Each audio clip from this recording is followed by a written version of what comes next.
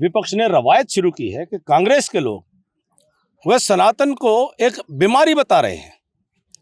कांग्रेस के राष्ट्रीय अध्यक्ष वह और उनके पुत्र भी सनातन को गाली दे रहे हैं।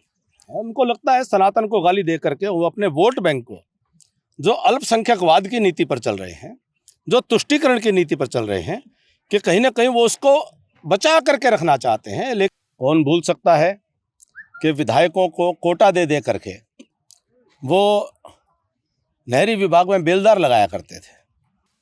कौन भूल सकता है कि उनकी सरकार में विधायकों को कोटा दे दे करके वो बिजली के ठेके पर कर्मचारी लगाया करते थे। पारदर्शिता लाने का काम मनोहर लाल जी ने किया है, उनको बहुत बहुत साधुवाद है। आज पूरी पॉलिसी क्लियर है। मुझे हैरानी है कि 10 साल मुख्यमंत्री रह करके उन्होंने क्या सीखा। वो यही नहीं जान पाए कि वो क्लास 4 नहीं है, वो ग्रुप डी के कर्मचारी हैं। कि जिस कांग्रेस ने भगवान राम की अस्तित्व को और रामायण को काल्पनिक बता दिया, लेकिन चुनाव आते हैं तो मंदिर के अंदर वो साष्टांग प्रणाम करते हुए दिखाई देते हैं, तिलक लगाए हुए दिखाई देते हैं। तो उनकी कलई खुल चुकी है और एक साथ होते हैं तो ये स्वागत योग्य कदम होगा। और जब भी ऐसा कोई भी प्रयास होगा कि चुनाव एक साथ संपन्न हो, ये देश की जनता के हित में होगा।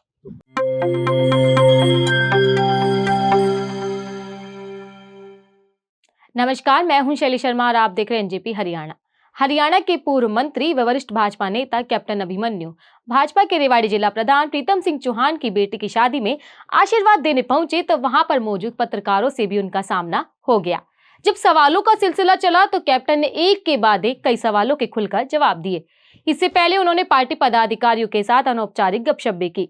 यह सर्वविदित है कि स्वास्थ्य विभाग को लेकर लंबे समय से मुख्यमंत्री मनोहर लाल और स्वास्थ्य मंत्री अनिल विज के बीच अनबन चली आ रही है, लेकिन सवाल सामने आने पर कैप्टन अभिमन्यु एक कुशल राजनीतिज्ञ की तरह विवादित विषय से खुद को दूर कर लेते हैं। इतना ही नहीं, वे विवाद को मीडिया की उपज बता देते हैं। उन्होंने सनातन व रामचरितमानस को लेकर कांग्रेस के दृष्टिकोण पर अपनी बात कही। कौशल विकास निगम को लेकर की गई भूपेंद्र सिंह हुड्डा की टिप्पणी पर भी पलटवार किया। आप खुद सुनिए कैप्टन ने पत्रकारों से बातचीत में किस विषय पर क्या कहा। देखिए, कल मैं पूर्व मुख्यमंत्री और वर्तमान नेता प्रतिपक्ष के एक प्रेस वार्ता को देख रहा था और मुझे बड़ी हैरानी हुई कि जो 10 साल मुख्यमंत्री रहने के बाद भी उनकी जानकारी कितनी कमज़ोर है। उनके शब्द जिस प्रकार से वो विषय रख रहे थे कि कॉन्ट्रैक्ट के ऊपर जो नौकरियां दी जा रही हैं, जो ठेका प्रथा है, उसके ऊपर वो आपत्ति दर्ज करा रहे थे। हरियाणा कौशल विकास निगम, उसके ऊपर वो आपत्ति दर्ज करा रहे थे। मुझे हैरानी इस बात की हुई कि आपत्ति दर्ज कराते उन्होंने कहा कि वर्तमान सरकार ने ठेका प्रणाली को बहुत आगे बढ़ा दिया है और ठेका प्रणाली गलत है, ऐसा वो कह रहे थे। तो वो 10 साल मुख्यमंत्री रहते हुए वो भूल गए कि हरियाणा प्रदेश के अंदर ठेका प्रणाली का सबसे ज़्यादा प्रचलन और दुरुपयोग उनके शासनकाल में हुआ था। उन्होंने हरियाणा प्रदेश की शिक्षा व्यवस्था को भी ठेकेदारी शिक्षक के परंपरा को शुरुआत करने का काम उन्होंने किया था, गेस्ट टीचर लगा करके। गेस्ट टीचर्स के ऊपर जिस प्रकार के जुल्म ढाए गए थे, लाठियां भांजी गई थी, उनके घर पर रोहतक के अंदर भी गेस्ट टीचर के ऊपर इतने जुल्म हुए कि वो महीनों तक वो आंदोलनरत रहे और एक बेटी को तो अपनी जान भी गंवानी पड़ी थी। ऐसे में जिन्होंने स्वयं इस गेस्ट टीचर की परंपरा को शुरू किया और बहुत सारी अनियमितताओं को, बेकायदगियों को उन्होंने हरियाणा की शासन संस्कृति में शुरुआत की। कौन भूल सकता है कि विधायकों को कोटा दे दे करके वो नहरी विभाग में बेलदार लगाया करते थे। कौन भूल सकता है कि उनकी सरकार में विधायकों को कोटा दे दे करके वो बिजली के ठेके पर कर्मचारी लगाया करते थे। उन्होंने तो पुलिस विभाग के अंदर भी ठेका प्रणाली की शुरुआत की थी और उनकी ठेका प्रणाली में न तो कोई नीति थी, उनको पॉलिसी क्लियर नहीं थी। आउटसोर्सिंग पार्ट 1 में लगाना है, आउटसोर्सिंग पार्ट 2 में लगाना है, कोई मर्यादा नहीं थी। और जिसके कारण से श्रीमान मनोहर लाल जी के नेतृत्व में 2014 से जब भारतीय जनता पार्टी की सरकार आई, कितने ही मुकदमे कोर्टों के अंदर चल रहे थे उन बेकायदगियों के चलते हुए, चाहे वो गेस्ट टीचर्स का मामला हो, आशा वर्कर्स का मामला हो, आंगनवाड़ी वर्कर्स का मामला हो, वह रोडवेज़ के अंदर एम्प्लॉयमेंट का मामला हो, वह पुलिस के अंदर कॉन्ट्रैक्ट एम्प्लॉयमेंट का मामला हो, और चाहे जैसे मैंने कहा कि बेलदार और यहाँ तक कि बिजली विभाग के अंदर भी हर विभाग में डीसी रेट की प्रथा उन्होंने शुरू की थी। कोई पॉलिसी के अभाव में कोर्ट के आदेश से कि पॉलिसी स्पष्ट होनी चाहिए, और यहाँ तक कि सुप्रीम कोर्ट तक का भी निर्णय बाद में आया कि ये सरकार जो कांग्रेस सरकार की तत्कालीन उनके नेतृत्व की सरकार थी, उस सरकार में कोई नियमावली नहीं है, आप उसकी नियमावली बनाइए, और उसको पारदर्शिता लाने का काम मनोहर लाल जी ने किया है। उनको बहुत बहुत साधुवाद है। आज पूरी पॉलिसी क्लियर है। और जहाँ एक और हुड्डा सरकार में ठेकेदार पनपे थे, जो ठेकेदार अपने आप में एक बहुत बड़ा एक माफिया बन गया था नौकरियों का, जो ठेका प्रणाली पर सरकारी नौकरियां दी जा रही थी, उस माफिया को समाप्त करके हरियाणा सरकार के अधीन एक हरियाणा कौशल विकास निगम की स्थापना करके उसमें पारदर्शिता लाने का काम किया है। इसके लिए बधाई दी जानी चाहिए। या वो फिर से चाहते हैं कि फिर से वो ठेकेदारी माफिया खड़ा हो, स्वास्थ्य विभाग हो, कोई विभाग हो, वो भूल गए। उनकी शब्दावली में भी मुझे हैरानी हुई कि 10 साल मुख्यमंत्री रहने के बाद भी आदमी गैर जिम्मेदाराना शब्द प्रयोग करे। उन्होंने कहा क्लास 4। बहुत पहले ये शब्द शासन की भाषा से समाप्त हो चुका है, अब ग्रुप डी के कर्मचारी कहते हैं। मुझे हैरानी है कि 10 साल मुख्यमंत्री रह करके उन्होंने क्या सीखा। वो यही नहीं जान पाए कि वो क्लास 4 नहीं है, वो ग्रुप डी के कर्मचारी हैं।